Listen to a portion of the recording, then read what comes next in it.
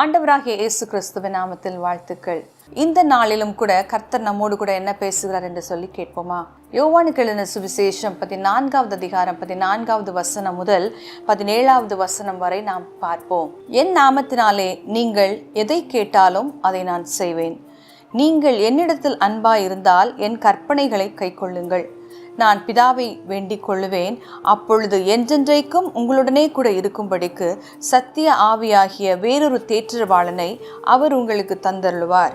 உலகம் அந்த சத்திய ஆவியானவரை காணாமலும் அறியாமலும் இருக்கிறபடியால் அவரை பெற்றுக்கொள்ள மாட்டாது. அவர் உங்களுடனே வாசம் பண்ணி உங்களுக்குள்ளே இருப்பதால் நீங்கள் அவரை அறிவீர்கள்.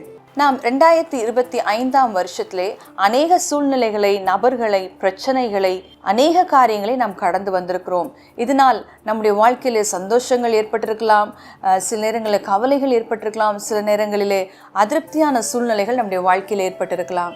அது எப்படியாக இருந்தாலும் இந்த 2026ஆம் வருஷத்திலே ஆண்டவர் நமக்கு சொல்லுகிறது என்னவென்றால், நம்மோடு கூட என்றென்றைக்கும் இருக்கும்படியாக சத்திய ஆவியாகிய தேற்றரவாளன் நமக்காக கொடுக்கப்பட்டிருக்கிறார்.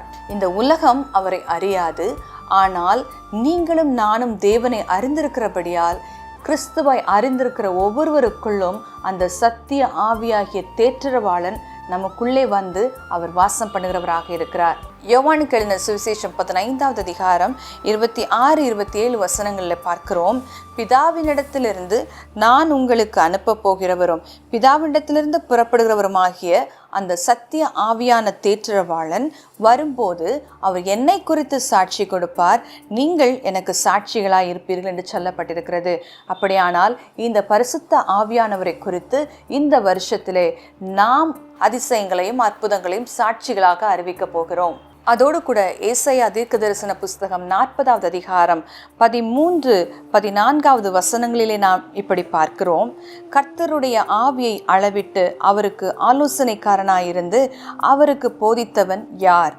தமக்கு அறிவை உணர்த்தவும், தம்மை நியாய வழியிலே உபதேசிக்கவும், தமக்கு ஞானத்தை கற்றுக் கொடுக்கவும், தமக்கு விவேகத்தின் வழி அறிவிக்கவும் அவர் யாரோடே ஆலோசனை பண்ணினார் என்று சொல்லி பார்க்கிறோம். அப்படியானால் இந்த வருஷத்திலும் நமக்கு அறிவை உணர்த்தவும், நம்மை நியாய வழியிலே உபதேசித்து நம்மை நடத்தவும், நமக்கு ஞானத்தை கற்றுக் கொடுக்கவும், நமக்கு விவேகத்தின் வழி அறிவிக்கவும் அவர் நமக்கு ஆலோசனை கொடுக்க பரிசுத்த ஆவியானவரே நமக்கு கொடுக்கப்பட்டிருக்கிறார். சங்கீதக்காரன் இப்படியாய் பாடுகிறார். சங்கீதம் 139 7-8வது வசனத்தில் இப்படி சொல்லியிருக்கிறார்.